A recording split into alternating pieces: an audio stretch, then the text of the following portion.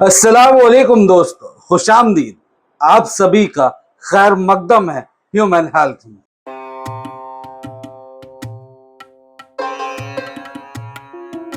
आज हम बात करेंगे एक ऐसे मसले पर जो बहुत कॉमन है, लेकिन लोग इसके बारे में खुलकर बात नहीं करते।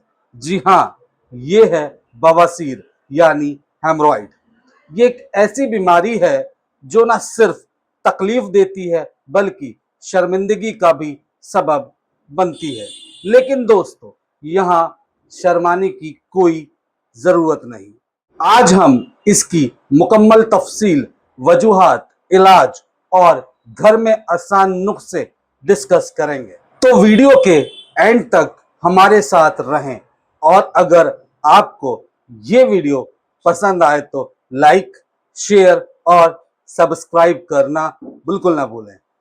तो दोस्तों, बवासीर एक ऐसी कंडीशन है जो किसी भी उम्र के शख्स को हो सकती है और इसका इलाज बिल्कुल मुमकिन है।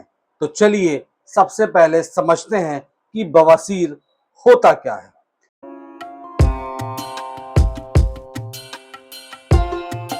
तो दोस्तों, बवासीर क्या है? बवासीर या हेमोरॉइड में एनस यानी पखाने के रास्ते की वेन्स में यानी पखाने के रास्ते की नसों में सूजन आ जाती है, या मतलब जब वेन्स में ज्यादा प्रेशर होता है तो वो फूल जाती हैं और दर्द, खुजली और कभी कभी ब्लीडिंग का सबब बनती है।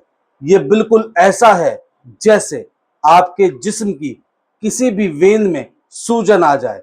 इंसान के एनल एरिया यानी पखाने के रास्ते के आसपास भी नसें होती हैं जिनमें नॉर्मल ब्लड फ्लो होता है, लेकिन जब इन वेजल्स में यानी इन नसों पर ज्यादा दबाव पड़ता है या ब्लड फ्लो ब्लॉक हो जाता है या उसके अंदर रुकावट पैदा होती है तो ये सूज जाती हैं और बवासीर का रूप ले लेती हैं। ये कंडीशन बहुत कॉमन है और दुनिया भर में हर शहर में से एक शख्स को होती है। तो अब सवाल ये है कि बवासीर की कितनी किस्में होती हैं? चलिए देखते हैं। दोस्तों, बवासीर दो मुख्तलिफ किस्म की होती हैं। नंबर 1, इंटरनल हेमोरॉइड, अंदरूनी बवासीर। ये वो बवासीर है जो रेक्टम यानी पखाने के रास्ते के अंदर की तरफ होती है। इसमें दर्द कम होता है लेकिन ब्लीडिंग या म्यूकस डिस्चार्ज यानी चिपचिपा पदार्थ निकल सकता है। कभी कभी ये बवासीर प्रोलैप्स हो जाती है, जिसको हमारी नॉर्थ इंडिया की आम भाषा में कांच उतरना या कांच का निकलना या फिर टट्टी के रास्ते आंत का बाहर आना कहते हैं और फिर तकलीफ बहुत ज्यादा हो जाती है। नंबर 2, एक्सटर्नल हेमोरॉइड्स यानी बैरूनी बवासीर। ये एनल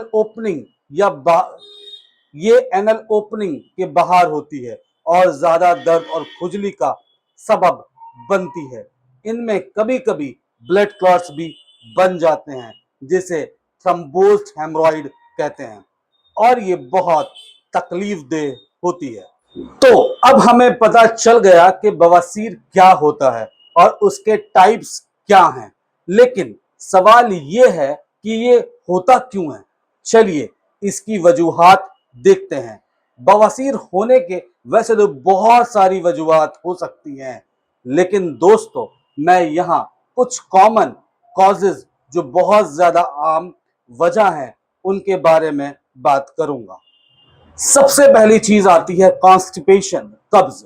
जब आपको कब्ज होता है और स्टूल पास करने में जोर लगाना पड़ता है तो एनल वेन्स पर प्रेशर पड़ता है, जो एक बहुत ज्यादा कॉमन वजह है बवासीर की। अगर ये कहा जाए कि पुराना कब्ज ही बवासीर है तो ये बात बिल्कुल गलत ना होगी। दूसरी वजह है प्रोलॉन्ग स्टैंडिंग, लंबे समय तक खड़ा रहना। ऑफिस में या घर में घंटों तक बैठना भी बवासीर का सबब बन सकता है या घंटों तक खड़ा रहना भी। तीसरी वजह है प्रेगनेंसी।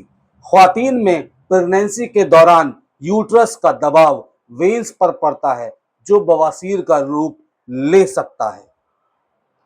Number 4, heavy lifting. भारी चीजें उठाने से भी पेल्विक एरिया पर प्रेशर बढ़ता है। Number 5, lower fibre diet. कम फाइबर वाली खुराक खाने से स्टूल हार्ड होता है जो बवासीर को ट्रिगर करता है। अब जब हमें वजूहात पता हैं तो चलिए देखते हैं कि इसके रिस्क फैक्टर्स क्या हैं। रिस्क फैक्टर्स मतलब वो कौन कौन सी चीजें हैं जो बवासीर का खतरा बढ़ा देती हैं या बवासीर को और ज्यादा ट्रिगर कर देती है। आइए देखते हैं। नंबर 1, मोटापा यानी ओबेसिटी। ज्यादा वजन एनल वेन्स पर दबाव डालता है जो बवासीर में आग में घी डालने का काम करता है। नंबर 2, उम्र यानी एजिंग। उम्र के साथ वेन्स कमजोर होती हैं जो बवासीर का रिस्क बढ़ाती हैं। Number 3, family history. अगर आपके खानदान में किसी को बवासीर है तो आपको भी होने का खतरा ज्यादा है। Number 4, sedentary lifestyle.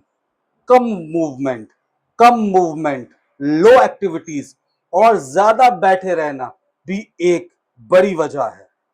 Chronic diarrhoea. बार बार दस्त भी बवासीर को ट्रिगर कर सकते हैं। अब जब हमें पता है कि बवासीर होता क्यों है तो चलिए बात करते हैं कि इससे कैसे बचा जा सकता है, मतलब प्रिवेंटिव मेजर्स की। दोस्तों, बवासीर से बचना बिल्कुल मुमकिन है अगर आप कुछ आसान सी बातों का ख्याल रखें तो। Number 1, high fibre intake. ढेर सारी सब्जियां, फल और होल ग्रेन खाएं।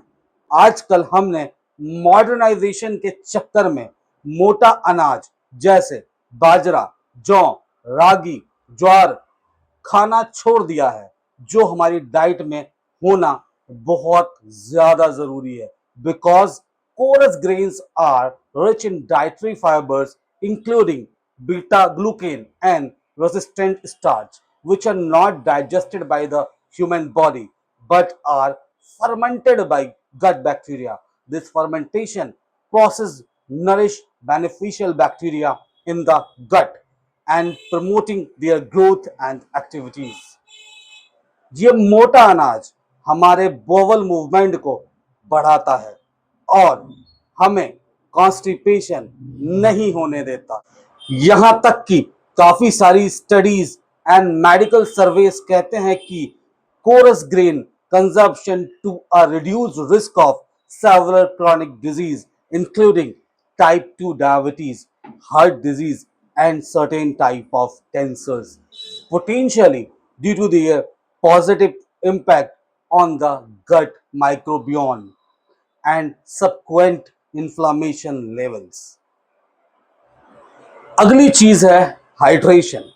दिन भर में 8-10 गिलास पानी पिएं। ये डाइजेशन को बेहतर बनाता है।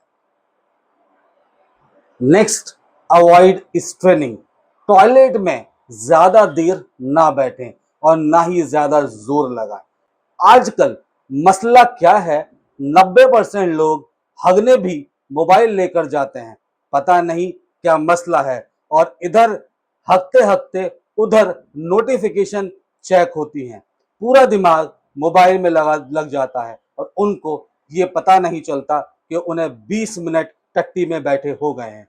ज्यादा देर तक बैठे रहने की वजह से एनल यानी पखाने के रास्ते में जो वेन्स हैं उन पे प्रेशर पड़ता है और बवासीर का रिस्क बढ़ जाता है। रेगुलर एक्सरसाइज, रोजाना 30 मिनट की एक्सरसाइज जैसे वॉकिंग या योगा ब्लड सर्कुलेशन को बेहतर करता है। Healthy bathroom habits. जब भी अर्ज हो टॉयलेट जाएं, स्टूल को होल्ड ना करें। चलिए बात करते हैं कुछ होम रेमेडीज की जो आप अपने घर में सपोर्टिव ट्रीटमेंट के तौर पर इस्तेमाल कर सकते हैं। लेकिन ध्यान रहे कि ये होम रेमेडीज मुकम्मल तौर पर इलाज नहीं है, ये एक सपोर्टिव ट्रीटमेंट है। Number 1, sitz bath. एक टब में गर्म पानी भर के उसमें 10-15 मिनट बैठें, उसमें थोड़ा सा एप्सम सॉल्ट या नीम के पत्तियां डाल लें, ये सूजन और दर्द को कम करता है। Number 2, aloe vera gel. Fresh aloe vera gel को अफेक्टेड एरिया पर लगाएं, ये खुजली और जलन को शांत करता है। Number 3, coconut oil. थोड़ा सा कोकोनट ऑयल को बवासीर पर लगाएं, ये लुब्रिकेशन देता है और दर्द को कम करता है। Number 4, fibre rich food. रोजाना रोजाना 25 से 30 ग्राम फाइबर खाएं, जैसे अंजीर, ओट्स और सब्जियां। Cold compression.